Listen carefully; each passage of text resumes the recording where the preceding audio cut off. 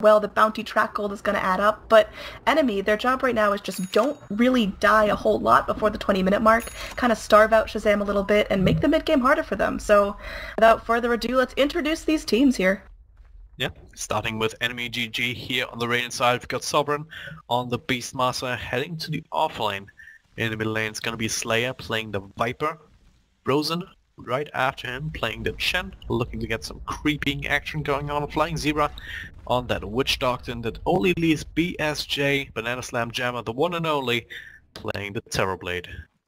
Well, here on the side of Shazam, we've got MSS going to be playing that offlane Void, SVG going to be on the support roaming Bounty Hunter, TC on the core Luna. Over here near the rune, we've got Brax on the Invoker, and finally Fun standing in on the Bane. Oh, he might have a lot of fun here if he gets the proper Nightmares off and proper Fiend scripts. But it all depends on what kind of rotations he can find and how much he's needed in lane actually, because Bane up against the Viper can actually be super advantageous. So you just commit a little bit of time, perhaps even appoint to enfeeble to him, just to make sure that the Invoker has no problems whatsoever. Yep, so far no rune contest. It's going to be Viper and Invoker grabbing him up, going towards this mid lane together. How does a Viper fare up against an Invoker? Well, all things being equal, you should be able to harass Brax out early on until he gets a couple of extra levels. You shouldn't be able to really to really respond to that. I mean, Brax looks like he's going for the Exalt build, so kind of standard nowadays. So he will have Fortress builds available to him, which is definitely the way you go, right? You want to have right clicks instead of magic damage up against the Viper. He Take a look should at be this alright. bottom lane Brax here. shouldn't be losing, but it's not an easy matchup anyway. In the bottom lane, we've actually got an offlane Luna with a Bane babysitter, so it's going to be very much an aggressive offlane. Making sure TC gets enough farm is going to be a big challenge here. Well, that's curious actually. I mean, you talked about on the draft how much Luna needs to farm. But I guess it's only Witch Doctor here. Bane kind of 1v1ing him here on the side with side pulls too. So that leaves a 1v1 with Luna up against the Terrorblade. And sure, BSJ, right now he still has his Metamorphosis going, but that's going to time out soon and won't be coming back for another 100 seconds. And that means that Luna is actually the one with not just a range advantage, but also damage advantage on the back of that Luna Blessing. Here towards the mid, we've got Bounty Hunter being the epitome of obnoxious here. He was following around Chen in the jungle, just invis behind him, splitting up that XP, so making it a little bit harder for Chen to get those levels that he desperately needs to be of use in these teamfights. We could have an initiation here as SVG going very close into this bottom lane, looking like he wants to set stuff up. We've got the Chen as well. There's a lot of Radiant heroes, but Dire, they've got some nice damage output. Yeah, you gotta watch out. I mean, you don't really have all the utility going on about Hunter. You don't have the slow from the Janata. All you really have is the Orb of Venom, which shouldn't really be enough to bring down Flying Zebra. That being said though, with a well-aimed Sunstrike from Brax, that could kind of tip the scales a little bit, but that's maybe why we see Frozen here make his way to this particular side of the map. Banana Slamma Jamma could be the target of the damage here. There is going to be a Lucent Beam being skilled. Now it looks like Banana Slamma Jamma trying to go in. We're going to see a Sunstrike coming here, and it looks like the first blood will be cast. Fun is going to kill off Banana Slam Jamma to secure first blood here for Shazam. We might not be done here as Frozen getting very low. He's going to get killed as well. Bane getting a double kill here in this bottom lane. Things are starting off very well for Shazam. Now Flying Zebra, what are you doing, man? Get back. He's going to take another Lucent Beam to the face. Triple kill for the Bane at 2 minutes in the game. Holy mackerel, how does Enemy come back from this? That was a little bit worse than I expected. It started off with that well-aimed Sunstrike that I just mentioned, and then just kind of snowballed it, just underestimating the damage potential from the Luna.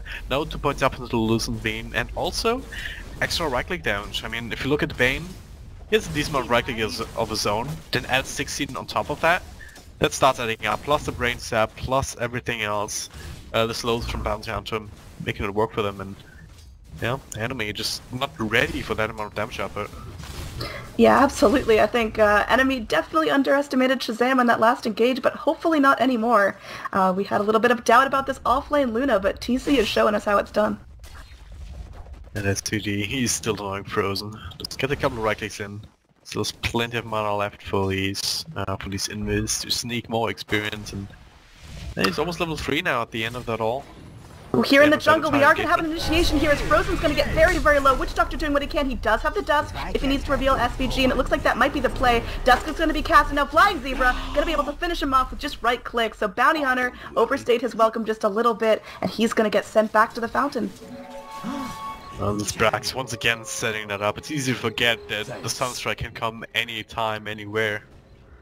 It's definitely what did, almost did Frozen in there, but nice little turnaround with the Witch Doctor being there at the right time, with the Dust as well to secure the counter kill. Ooh, bottom now, lane. Sniper in the bottom lane, BSW, he's in a lot of trouble. TC with the Sunstrike, a little bit of misplay there from SRG taking Nightmare, but it's quickly ended. Sunstrike will miss. Cask, though not enough to keep them safe. That the Terrorblade going down again. TC on Luna, this time claiming that kill. That's so important for Luna to get. She has to start stacking up these kills. Her farm is pretty good. In terms of net worth, she's actually going to be third on the chart. Viper is taking the '1 slot, so we haven't really talked about this mid lane a whole bunch, but, well, Slayer's been doing a very good job of keeping the Invoker back and securing farm for himself. That is as you would expect here with this kind of 1v1 matchup. But that being said though, Brack, he's still getting decent amount of work done, not just with the Sunstrikes across the map, but also in terms of last hits. He's keeping up.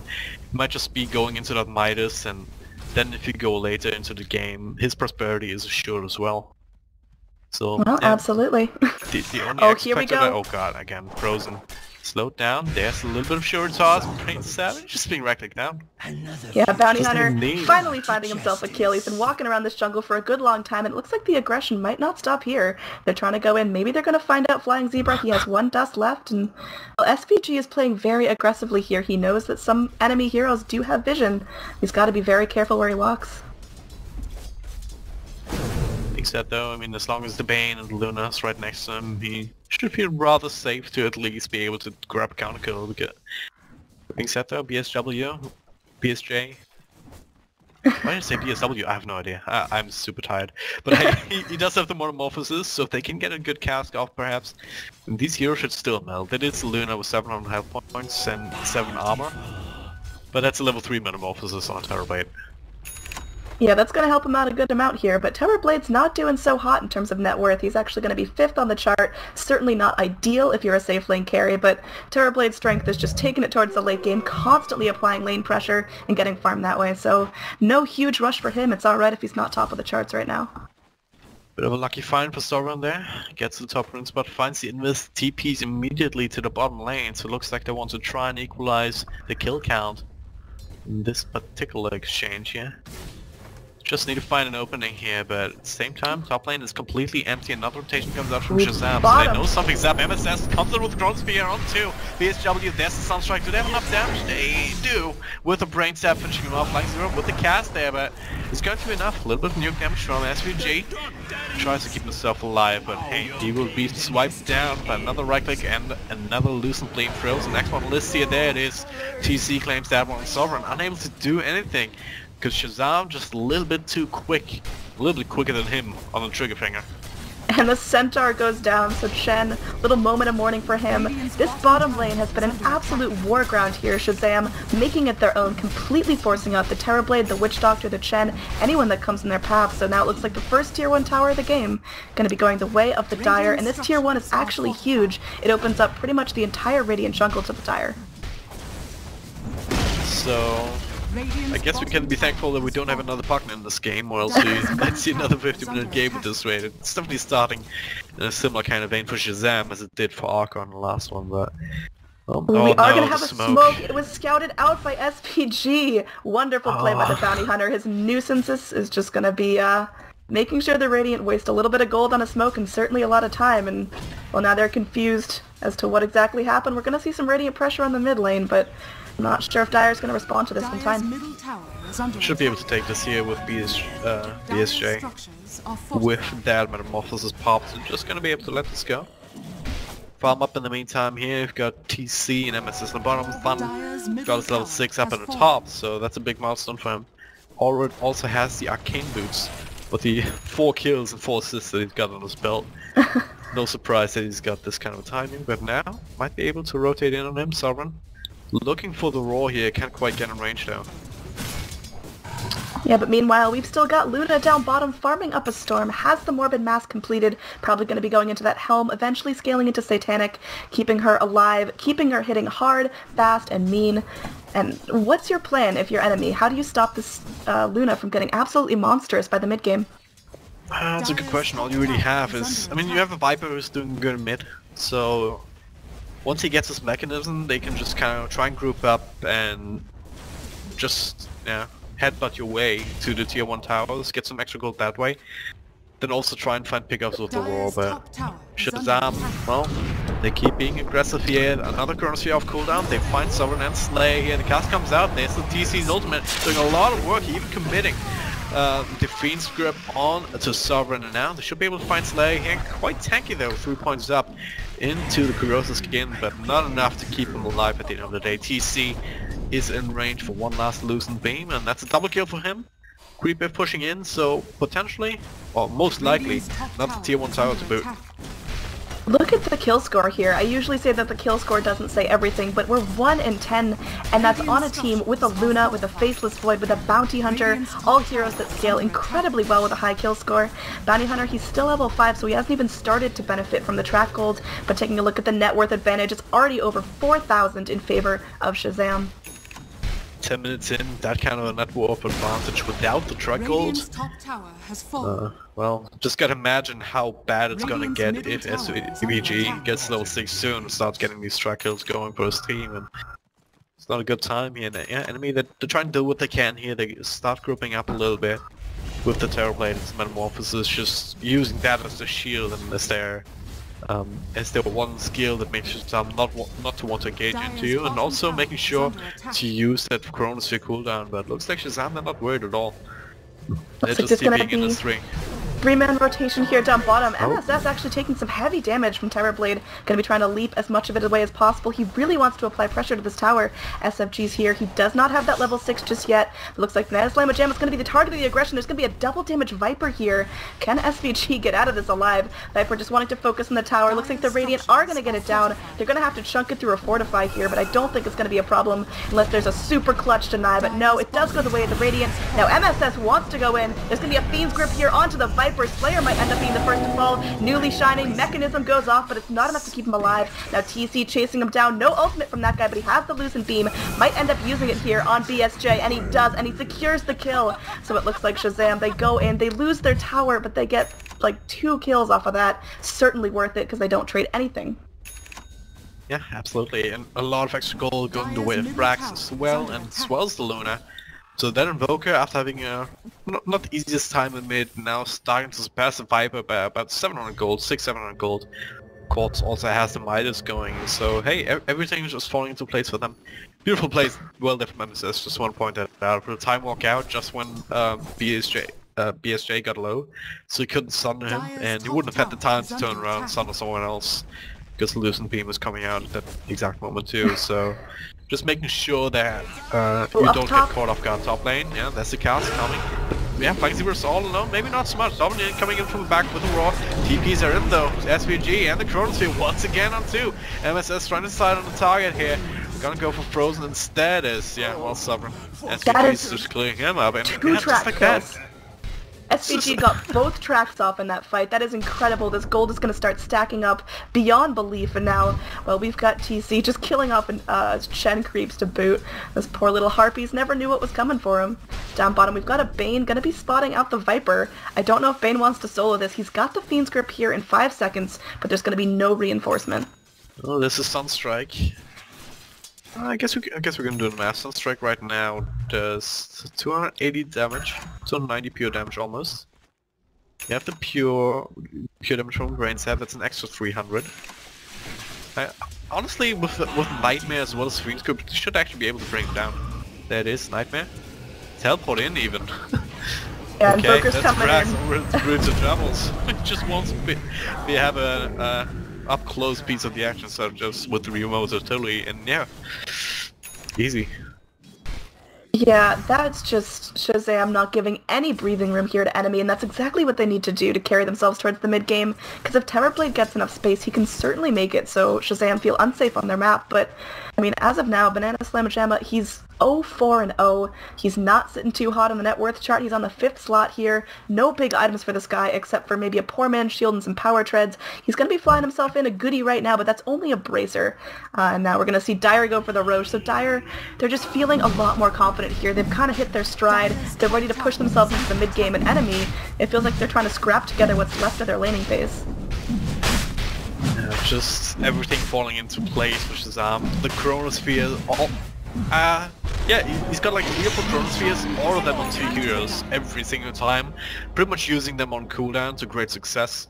TC able to benefit on the back of that. Fun, obviously, big controlling factors. So, and yeah, Brax just not dying, able to provide the long range artillery, and of course all of that being supported by SVG with the tracks, with the slows, with the intelligence he just was able to give, and the nuisance that he was to Chen throughout the entire early phase of the game. And now that leads Enemy to just force into this kind of play, right? They smoke behind the tower just to make sure that there's no sort of reaction coming out from Shazam that goes unpunished.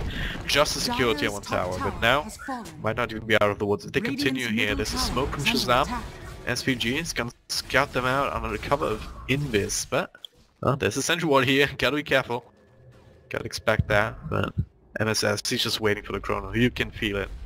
Shen could be the unlucky one here. He's the farthest back. We're going to see Terrorblade initiate. We're going to see a dust right away. It does catch out SVG. There's going to be a nightmare here from the Bane, trying to keep his buddy alive. Bane's going to go and use the Fiend Script onto his player. There's going to be a shout. It does end up canceling Bane's Fiend Script, so now Bane's the first to fall. And Invoker does grab the kill on the Terrorblade. Shen goes down as well. This is not looking so hot here as the Viper falls. We're going to see a TP attempt out from Sovereign. Can they cancel it in time? He will get out back to his base, but he has to leave 3 of his teammates behind on the floor of the battlegrounds here, so it's going to be a 3-for-2 trade. Who do you think came out on top there? Well, according to the fight recap, there was Shazam, obviously. I mean, all of the 3 cores survived. Didn't get any tracks off, as Bounty Hunter was the first one caught, kind of with the dust in the back, so as MSS was going for BSJ, but, well, that's just the start of the game. Terrorblade dying again is not what you want to hear. Luna getting more money is not what you want to hear, so, yeah. Enemy, they're kind of getting breadcrumbs, but they need much more than that to survive and actually don't starve to death. Look at TC and this ancient stack. Holy mackerel, is that a 5 stack? That is 2 sets of golems, 2 sets of thunderhides, and a set of dragons. Yeah, that's a 5 stack. That's a 5 stack. That's gonna be like 1,200 gold going her way if she finishes that all off. She's got the Helm of the Dominator now, she's got the Yasha, probably gonna be going into the Manta for that, and well, she's gonna have it very, very soon. She's still sitting on the Aegis as well. She's got about 2 or 3 minutes left on that if she wants to go push something, force maybe some rotations out from Enemy. I think Shazam, they are in such a comfortable position, and I don't see them losing their lead anytime soon. Yep. Anything else to add there? Enemy, yeah, just once again, they're just trying to do what they can. Hang on in the back, SVG. Find the courier, can slow down and one-shots him, alright. Just to add insult to injury here. Enemy, just gonna have to make sure not to let that get to them. There is no Chronosphere, but only for another 5 seconds. MSS ready to come in, not just with the time warp, but also with a blink feed script in the back somewhere. And yeah, they're just gonna swipe out the Witch Doctor before. I'm thinking that Nightmare Slayer, Chronosphere in the back on BSJ, so he will fall immediately. Does get Thunder off here on SVG, then a little bit of help from Shen, so he's still alive, but can he make anything else out of his Viper? He would just go down without much of an attack. BSJ, he's still just trying to run away, but he's being cornered.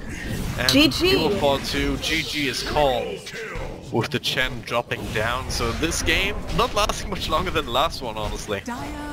Wow, these Enemy games are so much quicker than I expected. The last time I watched Archon, they took like an 80-minute game, but we saw them GG out and win a game in 15 minutes. This game's going to be going the way of Shazam in just over 17 minutes. So NA, a fierce region with a lot of fighting.